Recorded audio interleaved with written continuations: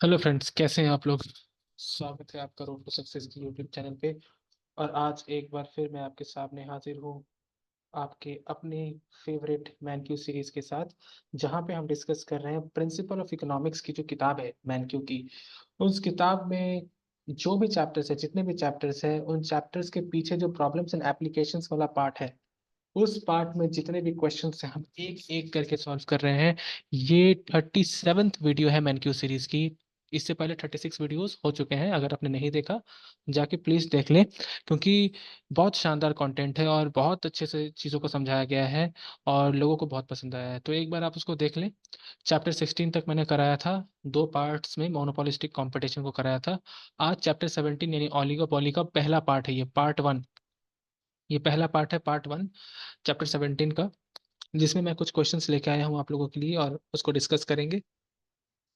Six edition की किताब है, जैसे कि मैं कहता हूँ सिक्स एडिशन की किताब है मेरी। अगर आपके पास इससे पुरानी या कोई लेटेस्ट किताब है तो उसको देख लें, उसको ओपन करके रखें और क्वेश्चन नंबर्स को मिला लें, क्योंकि क्वेश्चन जो है वो सेम रहने वाला है पर नंबरिंग में थोड़ा ऊपर नीचे हो सकता है। ये बहुत ज़रूरी है। हालांकि जिनके पास किताब नहीं है उनके लिए मैंने पूरा क्वेश्चन लिख दिया है, बाकायदा टाइप किया है, तो आप यहाँ से भी चीज़ों का स्क्रीनशॉट ले सकते हैं। तो चलिए स्टार्ट करते हैं इस वीडियो को। क्वेश्चन नंबर वन क्या कह रहा है। द न्यूयॉर्क टाइम्स नवंबर 30 1993 का एक स्टेटमेंट है। Reported that the inability of OPEC to agree last week to cut production has sent the oil market into turmoil. अब ये एक स्टेटमेंट है ऑलिगोपॉली चैप्टर से रिलेटेड, इसलिए क्योंकि ये जो स्टेटमेंट है ये अपने आप में ऑलिगोपॉली मार्केट को दर्शा रहा है। ऑलिगोपॉली मार्केट क्या होता है, तो ये एक ऐसा मार्केट स्ट्रक्चर होता है जहाँ पे बहुत कम, मतलब फ्यू बायर्स होते हैं, फ्यू सेलर्स होते हैं और बहुत सारे बायर्स होते हैं। ठीक है, फ्यू सेलर्स होते हैं। अगर पर्टिकुलरली दो सेलर की बात करें तो उसको हम डुओपॉली कहते हैं। और डुओपॉली में बहुत सारे मॉडल्स हैं, जैसे स्टैकेलबर्ग मॉडल है या कूर्नो मॉडल है या बर्ट्रैंड मॉडल है। आने वाले वक्त में जब हम टॉपिक डिस्कशन करेंगे माइक्रो इकोनॉमिक्स का पूरा, तो हम इन सभी मॉडल्स को कवर करेंगे कि स्टैकेलबर्ग में क्या होता है, बर्ट्रैंड में क्या होता है, कूर्नो में क्या होता है। पर अभी हम लोग क्वेश्चंस पे ज़्यादा ध्यान देंगे। दूसरा सवाल कि ओपेक क्या होता है। तो ओपेक एक ऑर्गेनाइजेशन है। इसका फुल फॉर्म है organisation for petroleum exporting countries. यानी कि मिडिल ईस्ट के जो कुछ कंट्रीज हैं जो पेट्रोल को एक्सपोर्ट करते हैं और नेचुरली जहां पेट्रोल बनता है, उन कंट्रीज ने मिलकर एक कार्टेल बना लिया था 70 60 70s के समय। कार्टेल का मतलब क्या होता है, एक गुट बना लेना। एक गुट बना लिया और इन लोगों ने डिसाइड किया कि ये लोग मोनोपोली के तरह से, एज अ मोनोपोलिस्ट, ये पूरे दुनिया को तेल बेचेंगे, यानी ऑयल या पेट्रोल बेचेंगे। ठीक है, इससे क्या होगा, ये ऑयल मार्केट में या पेट्रोल मार्केट में अपना इन्फ्लुएंस बना पाएंगे और उसको जो है हाई प्राइस उसको कर पाएंगे। और जब भी चाहे वो प्रोडक्शन को कट कर सकते हैं, प्राइस को हाई कर सकते हैं, यानी कि मोटा मोटा तौर पे कहा जाए तो मार्केट को डिस्टर्ब कर सकते हैं। तो ये एक ग्रुप था और अभी भी है। Leading to so last week to cut production has sent the oil market into turmoil, और ऑयल मार्केट को झटका लगा है। The lowest price for domestic crude since June 1990, यानी कि जून 1990 से सबसे कम प्राइस जून 1990 नवंबर 1993 को दिखा। क्यों? Inability of OPEC to cut production. OPEC असफल था प्रोडक्शन कट करने में और प्राइस को बढ़ाने में। एज अ रिजल्ट क्या हुआ, प्राइस कम गया और 3 साल में सबसे कम प्राइस देखने को मिला और ऑयल मार्केट टर्मोइल में चला गया। ये एक स्टेटमेंट है। इससे रिलेटेड तीन चार क्वेश्चन उन लोगों ने पूछ डाले। पहला क्वेश्चन क्या है, why were the members of OPEC trying to agree to cut production. तो ओपेक के जो लोग हैं वो प्रोडक्शन कट करने के लिए राजी क्यों होना चाहते हैं, वो कर नहीं पाए, बात अलग बात है, पर क्यों होना चाहते हैं। नंबर वन, देखिए, अगर ओपेक के मेंबर्स प्रोडक्शन को कट कर सकते हैं तो इससे क्या होगा, वो प्रोडक्शन जो ऑयल की प्राइस है उसको वो इंक्रीज कर पाएंगे। So they agree, they trying to agree to cut production because by this they can raise the price of oil. वो ऑयल की प्राइस को इंक्रीज कर पाएंगे और एज अ रिजल्ट उनकी जो प्रॉफिट है वो बढ़ेगी। ओके, तो ये बड़ा ही आसान सा सवाल था। दूसरा सवाल पूछ रहे हैं, why do you suppose OPEC was unable to agree on cutting production. अब अगला सवाल ये बहुत ही अच्छा पूछ रहे हैं कि वो चाहते तो थे पर वो क्यों नहीं कर पाए, why unable to agree on cutting production. Why did the oil market go into turmoil as a result, और ऑयल मार्केट टर्मोइल में क्यों चला गया। तो इसको सोचने वाली बात है। नंबर बी, क्यों क्यों नहीं कर पाए। तो they were unable to agree on cutting production because each country has an incentive to cheat on any agreement. क्या लिखेंगे, each country has an incentive to cheat on any agreement, यानी कि ये एक गेम की तरह है। मैं उम्मीद करता हूं आप लोगों ने गेम थ्योरी थोड़ी बहुत पढ़ के रखी होगी। गेम थ्योरी टॉपिक डिस्कशन में मैं कराने वाला हूं। गेम थ्योरी में कुछ इंपॉर्टेंट कॉन्सेप्ट्स होते हैं। दो प्लेयर होता है, हर प्लेयर की अपनी अपनी स्ट्रैटेजीज होती हैं, और हर प्लेयर अपनी स्ट्रैटेजी ये सोच के चलता है कि सामने वाली प्लेयर कौन सी स्ट्रैटेजी लेगा। जैसे हम लोग जब चेस खेलते हैं, तब एक प्लेयर कोई भी मूव करने से पहले ये सोच लेता है कि अगर वो ये ऐसा मूव करेगा तो सामने वाला प्लेयर कौन कौन से मूव्स कर सकता है। तो ये स्ट्रैटेजी वाली गेम होती है। तो ओलिगोपॉली में भी बहुत ही धूमधाम तरीके से स्ट्रैटेजी चलती है।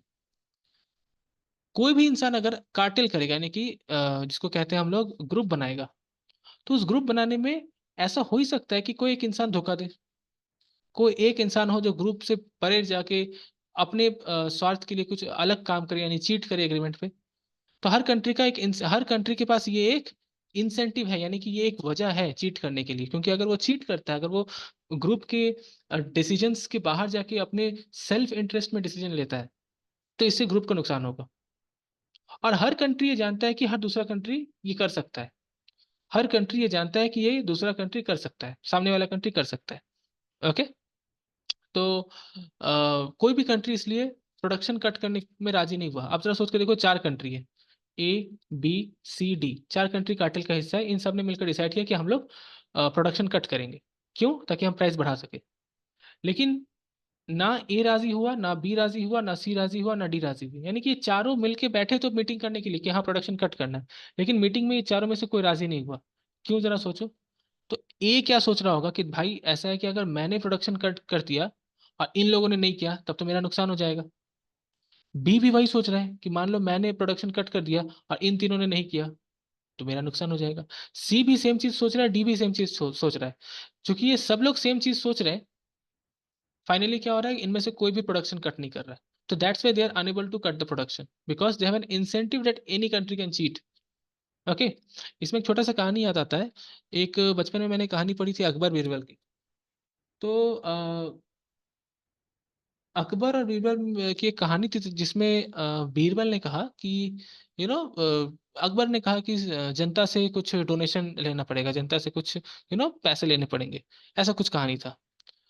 तो बीरबल ने क्या कहा कि ठीक है, ये एक टब है, एक बाथ टब जैसा बनाया उसने, एक बहुत बड़ा एक पतीला जैसा था, बहुत ही बड़ा पतीला था। तो बोला गया कि इसमें एक काम करना है, इसमें शरबत डालना है। क्या डालना है? शरबत। ओके। इसमें शरबत डालना है। हर इंसान आएगा, इसमें शरबत डालेगा रात को। क्यों? क्योंकि शरबत जो है वो शरबत के फॉर्म में डोनेशन लेना चाह रही है सर। जो मुगल या सल्तनत है, वो शरबत के तौर पे डोनेशन लेना चाह रही है। तो ऐसा ऐलान हो गया कि हर इंसान रात को आएगा अपने काम वाम करके और यहाँ पे शरबत डालेगा। एक एक गिलास सब लोग शरबत डालेंगे। तो जितनी भी जनता है, वो सब जनता रात को आती थी और इसमें डालती थी शरबत। जब सुबह हुआ, रात के अंधेरे में तो किसी को दिखा नहीं, जब सुबह हुआ तब लोगों ने देखा कि इस पूरे टब में शरबत नहीं बल्कि पानी भरा है, वाटर। पूरा का पूरा पानी है। अब सवाल उठा कि इस लोगों ने पानी क्यों भरा, लोगों को तो शरबत भरना चाहिए था। तो मालूम पड़ा कि हर इंसान ये सोचा कि भाई मैं क्यों शरबत डालूं, मैं क्यों पैसे बर्बाद करूं। अगर मान लो 100 लोग थे ना, तो हर इंसान, हर जो एक बंदा है वो सोच रहा था कि मैं क्यों शरबत डालूं, बाकी 99 तो शरबत डालेंगे ही, मैं एक गिलास पानी डाल देता हूँ। एक गिलास पानी में 99 गिलास शरबत से कोई फर्क नहीं पड़ता। क्योंकि हर इंसान ने ऐसा ही सोचा, तो हर इंसान इंसान ने पानी डाला। अल्टीमेटली पूरा का पूरा पानी हुआ। सो ये होता है कोऑर्डिनेशन फेलियर। इसको कहते हैं कोऑर्डिनेशन फेलियर। ये जो गेम हुआ इन सभी 100 प्लेयर के बीच, अगर ये आपस में कोऑपरेट करते तो ये गेम इतना खराब नहीं होता। जो आउटपुट निकलता है इस गेम का उतना खराब नहीं होता, एक ठीक ठाक लेवल पे जाके हम पहुंचते। लेकिन जब हम लोग इंटरेक्शन नहीं करते, जब हमारा कोऑपरेशन या कोऑर्डिनेशन नहीं होता, तब हम गलत आउटकम या सब ऑप्टिमल आउटकम में पहुंचते हैं, सब ऑप्टिमल आउटपुट में पहुंचते हैं। ये गेम थ्योरी का बहुत इंपॉर्टेंट कॉन्सेप्ट है। तो आप इसको उसी तरह से समझ सकते हो। ओपेक की हर कंट्री को ऐसा लग रहा है कि भाई मैं प्रोडक्शन कम कर दूंगा, सामने वाला नहीं करेगा, तो इसलिए किसी ने भी नहीं किया। ओके। अगला सवाल, why did the oil market go into turmoil as a result? अब प्रोडक्शन कट नहीं करने की बदौलत ऑयल मार्केट टर्मोइल में क्यों चला गया? क्योंकि चूंकि किसी ने प्रोडक्शन कम नहीं किया तो प्राइस ऑफ ऑयल क्या हुआ? प्राइस ऑफ ऑयल कम गया। अगर वो प्रोडक्शन कम करते तो प्राइस ऑफ ऑयल बढ़ता, लेकिन चूंकि प्रोडक्शन कम नहीं हुआ इसलिए प्राइस ऑफ ऑयल कम गया, इसलिए ऑयल मार्केट जो है टर्मोइल में चला गया। इसके बाद एक और सवाल पूछा है, the newspaper also noted OPEC's view that producing nations outside the organisation, यानी कि ओपेक के बाहर भी तो कुछ कंट्री हो सकती हैं, जैसे नॉर्वे और ब्रिटेन। तो आउटसाइड द ओपेक जो कंट्रीज है जैसे नॉर्वे और Britain should do their share and cut production, उन्हें अपना हिस्सा काम करके प्रोडक्शन को कट करना चाहिए। What does the phrase do their share suggest? तो ये जो फ्रेज है डू देयर शेयर, इसका क्या मतलब हुआ ये पूछ रहे हैं। Suggest about OPEC's desire relationship Norway और ब्रिटेन, यानी क्या कह रहे हैं कि पेपर में लिखा गया है कि नॉर्वे और ब्रिटेन इन दोनों कंट्री को भी अपना अपना काम करना चाहिए और प्रोडक्शन कट करना चाहिए। तो ये जो अपना अपना काम जो फ्रेज है डू देयर शेयर, इस फ्रेज का मतलब क्या है और ये क्या दर्शाता है? ओपेक की जो रिलेशंस है नॉर्वे और ब्रिटेन के साथ, जो रिलेशन है, ये वर्ड, ये फ्रेज क्या दर्शाता है इसके बारे में? ओके। तो ये ऐसा दर्शाना चाह रहे हैं, यानी कि ओपेक चाह रहा है, ओपेक क्या चाह रहा है? OPEC would like Norway and Britain, Norway and Britain to join the cartel, यानी कि वो चाह रहा है कि ये जो बाकी दो कंट्रीज है ना, ये भी इस कार्टेल को ज्वाइन कर ले और सब लोग मिलके, यानी कि ओपेक की जो कंट्री है और बाकी जो नॉर्वे है और जो ब्रिटेन है, ये सब मिलके एक मोनोपोली के तौर पर बिहेव करे और प्राइस को बढ़ा के रखे। क्योंकि नॉर्वे और ब्रिटेन क्या कर रहा है? बाकी कंट्री को ऑयल एक्सपोर्ट कर रहा है, इससे ओपेक को असर पड़ रहा है, क्योंकि ओपेक क्या चाह रहा है कि हम ही दादा बन के बैठे रहे ऑयल मार्केट में और कोई ना हो। तो अगर कोई दूसरी कंट्री ऑयल बेचता भी है तो उसको भी ओपेक में ज्वाइन करने का प्रस्ताव रखता है, ताकि वो सब मिलकर मोनोपोली कर सके। तो मैं उम्मीद करता हूँ क्वेश्चन आपको समझ में आया होगा, ये बहुत ही आसान सा क्वेश्चन था पर टेक्निकल था। बढ़ते हैं अगले क्वेश्चन की तरफ। ये हमारा अगला क्वेश्चन है। इसमें क्या पूछ रहा है?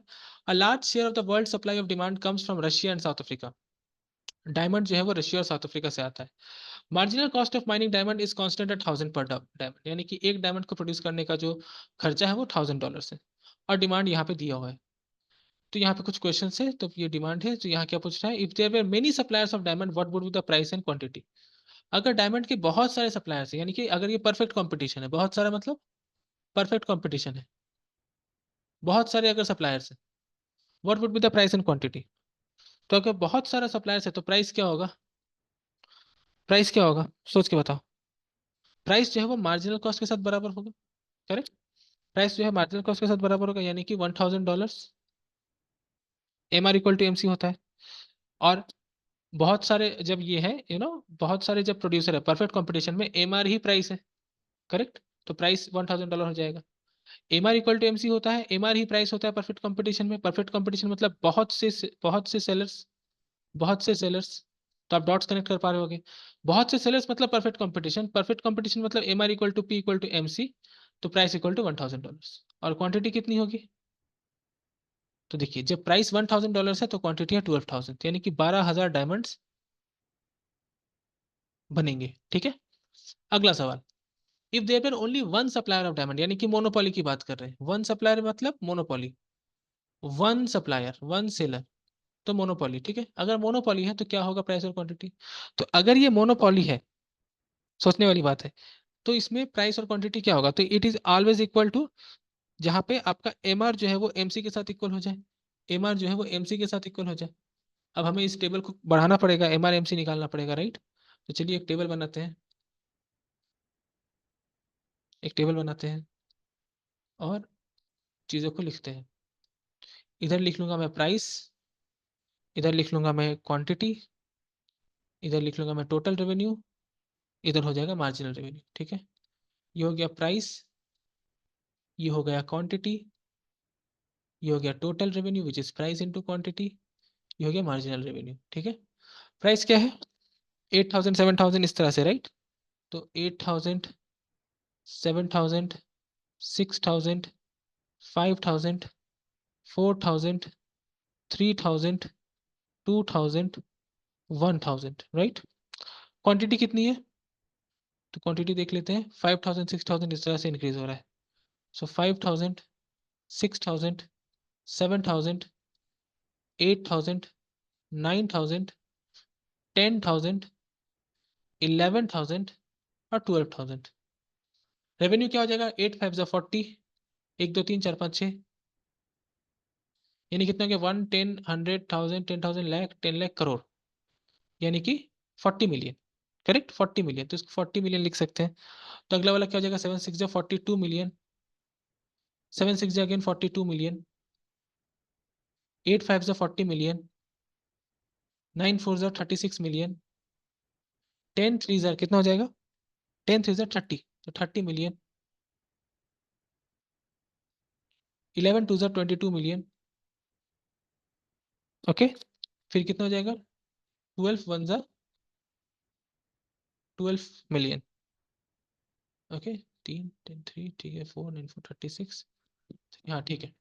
मार्जिनल रेवेन्यू कितना हो जाएगा? पहले वाले का तो नहीं होगा, दूसरे वाले का 2 मिलियन, फिर 42 0 मिलियन, ये हो जाएगा -2, ये हो जाएगा -4 सॉरी, 30 और 6 हो जाएगा -6, फिर ये हो जाएगा 32 22 -8, हो जाएगा -10।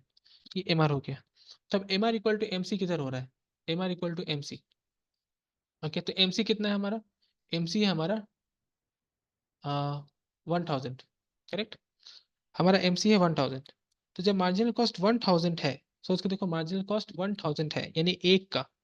ओके, एक डायमंड का है 1000, यानी कि 1000 डायमंड का कितना होगा? 1000 पर डायमंड बोला है, पर डायमंड। तो एक डायमंड का अगर $1000 है, तो 1000 डायमंड का कितना होगा? देयरफॉर 1000 डायमंड का कितना होगा?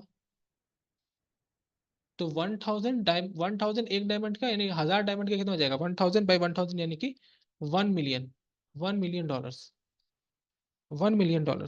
ओके, तो $1 मिलियन जो है मार्जिनल कॉस्ट है। ओके, और हमें देखना है कि मार्जिनल रेवेन्यू के साथ इक्वल कहाँ हो रहा है। ओके, तो अगर हम इसको ध्यान से देखें, तो यहाँ पे हमें समझ में आएगा कि जो मोनोपोली है, ये प्रॉफिट को मैक्सिमाइज करेगा उस जगह पे जहां पे उसका जो प्राइस है वो है $7,000, यानी कि ये वाला $7,000, और क्वांटिटी जो है वो $6,000। 7,000 और 6,000, क्योंकि यहाँ पे वन नहीं है, वन नहीं है, वन के करीब टू है, तो हम टू पे जाएंगे। ओके, $6,000, तो प्राइस होगा 7,000, क्वांटिटी होगा 6,000। प्राइस होगा 7,000 और क्वांटिटी होगा 6,000। अगर इसके बियॉन्ड हम प्रोडक्शन करते हैं तो मार्जिनल रेवेन्यू जो है मार्जिनल कॉस्ट से कम जाएगी। ओके, मार्जिनल रेवेन्यू देखो जीरो हो जाएगी, मार्जिनल कॉस्ट 1 रहेगा, तो लॉस हो जाएगा। लेकिन यहाँ क्या, मार्जिनल रेवेन्यू 2 है, मार्जिनल कॉस्ट 1 है, हम प्रॉफिट में रहेंगे। ओके, अगला सवाल, if Russia and south Africa form the cartel, अगर रशिया और साउथ अफ्रीका, आर से मतलब रशिया होता है, रिपब्लिक ऑफ साउथ अफ्रीका, और रशिया ने अगर कार्टेल बनाया, what would be the price and quantity? Price quantity क्या होगा? If the country split the market evenly, और अगर ये दोनों बराबर बराबर मार्केट को स्प्लिट करते हैं, तो साउथ अफ्रीका का प्रोडक्शन कितना होगा, प्रॉफिट कितना होगा? तो ये सब पहला दो हिस्सा पहले देख लेते हैं, तो यहाँ पे इसी से हो जाएगा। देखिए, अगर ये कार्टेल बनाएंगे, तो प्राइस तो 7,000 रहेगा, price will be 7,000, quantity will be 6,000, यानी कि रशिया जो है, साउथ अफ्रीका जो है वो 3,000 यूनिट्स प्रोड्यूस करेगी, रशिया जो है वो भी 3,000 यूनिट प्रोड्यूस करेगी, यानी कि बराबर, if they split evenly, evenly बोला है, इफ दे स्प्लिट इवनली, तो साउथ अफ्रीका का प्रोडक्शन है $3,000, 3,000 डायमंड्स, और प्रॉफिट कितना है? तो साउथ अफ्रीका का कॉस्ट देखना पड़ेगा, साउथ अफ्रीका का कॉस्ट देखना पड़ेगा। प्राइस है 7,000, वो लोग 6,000 डायमंड्स बना रहे हैं, यानी टोटल रेवेन्यू कितना है उनका? 42 मिलियन। टोटल रेवेन्यू है 42 million, 42 million. Okay, 6,000 diamond, 6,000 diamond अगर बनाना है तो कॉस्ट कितना पड़ेगा? एक का होता है 1,000 डायमंड, तो 6,000 का कितना होगा? 6 मिलियन। करेक्ट, $6 मिलियन होगा। तो रेवेन्यू हो गया 42 मिलियन, कॉस्ट हो गया 6 मिलियन, तो प्रॉफिट कितना हुआ? प्रॉफिट हो गया 36 मिलियन, प्रॉफिट हो गया 36 मिलियन। ओके, उसमें से रशिया का हिस्सा है 3,000 डायमंड रशिया बनाएगा, साउथ अफ्रीका 3,000 डायमंड बनाएगा। 3,000 डायमंड रशिया बना रही है, 3,000 डायमंड साउथ अफ्रीका बना रहा है। प्रॉफिट जो है टोटल 36 मिलियन है, यानी कि ये लोग प्रॉफिट 18 मिलियन करके शेयर कर रहे हैं। 18 मिलियन करके प्रॉफिट शेयर करें, यानी साउथ अफ्रीका का जो प्रोडक्शन है वो 3000 डायमंड्स और जो प्रॉफिट है वो 18 मिलियन डॉलर्स। तो क्या पूछा है? प्रोडक्शन एंड प्रॉफिट हो गया। What would happen to the South Africa's profit if it increase its production by 1000? तो अगर साउथ अफ्रीका अपने प्रोडक्शन को 1000 बढ़ा ले, यानी कि साउथ अफ्रीका अगर अपने प्रोडक्शन को 4000 कर ले, okay, well Russia stuck to the cartel agreement, पर रशिया जो है वो कार्टेल एग्रीमेंट में यानी 3000 पे ही है, तो क्या होगा? तो देखो, सोच के देखो, अगर ऐसा हो जाए तो टोटल कितना होगा? टोटल 7000 डायमंड्स बनेंगे, यानी कि क्वांटिटी हो जाएगी ये, क्वांटिटी हो जाएगी ये 7000, और जो आपका ये है क्या कहते हैं, कहा गया, हाँ, प्राइस है ये, ओके। लेकिन ये अब अलग अलग कर रहे हैं, ये अब अलग अलग कर रहे हैं, 7000 ये है, 6000 प्राइस पे कर रहे हैं, ओके। उसमें से 4000 साउथ अफ्रीका प्रोड्यूस कर रहा है, 4000 कितने प्राइस पे कर रहा है? 6000 के प्राइस पे कर रहा है।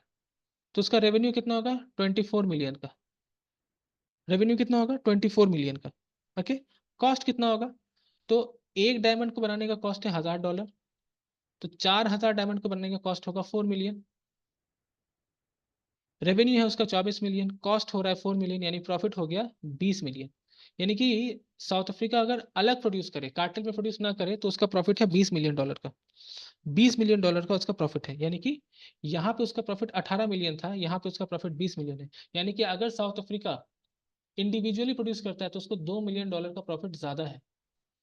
और इसी ज्यादा लालच, यही इसी को इंसेंटिव कह रहे हैं हम लोग, इसी की वजह से कंट्रीज चीट करते हैं, कंट्री एग्रीमेंट से चीट करते हैं। जो हमारा पहला सवाल था, ये जो सवाल था कि वो लोग चीट क्यों करते हैं, चीट क्यों कर रहे हैं, देखो यहाँ सवाल था ना, cheating, cheat on any agreement क्यों कर रहे हैं, यही है गेम थ्योरी का कॉन्सेप्ट। क्योंकि हर कंट्री के पास इंसेंटिव है कि वो कार्टेल से बाहर निकल जाए और अपना प्रॉफिट बढ़ा दे, इसलिए वो चीट कर रहे हैं, ओके।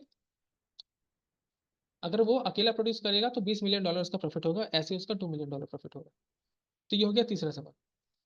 चौथे सवाल पे मूव करने से पहले मैं पूछ रहा हूँ कि अगर आपको इस वीडियो में कभी भी ऐसा लगे कि ये वीडियो आपके लिए अच्छा है, यानी आपको वैल्यू ऐड कर रहा है, आपके लिए फायदेमंद है, या एग्जाम में आपकी हेल्प करेगा, तो इस वीडियो को प्लीज लाइक करो, क्योंकि यही एक चीज़ है जो मैं आपसे चाहता हूँ, लाइक, कमेंट करो और शेयर करो। एक second, so these are very important. If you do this, if you like it, then the algorithm will take, the YouTube algorithm, इसमें ये आता है, इसमें ये आता है, और ये YouTube जो है इसको सजेस्ट करता है। Comment is for your doubts and feedback, how are you liking the videos, and share is very important with your friends, because अगर आप दोस्तों के साथ शेयर करोगे तो उनको भी एक इम्पॉर्टेंट लेक्चर मिलेगा और वो भी इस डिस्कशन का हिस्सा बन पाएंगे। And this is what I need from you guys, इसी की जरूरत है, और तो मैं कुछ नहीं मांग रहा आपसे। लाइक, कमेंट एंड शेयर, अगर अच्छा लगे तो, नहीं अच्छा लगे तो not an issue, okay. Let's get back to the question, let's get back to the question.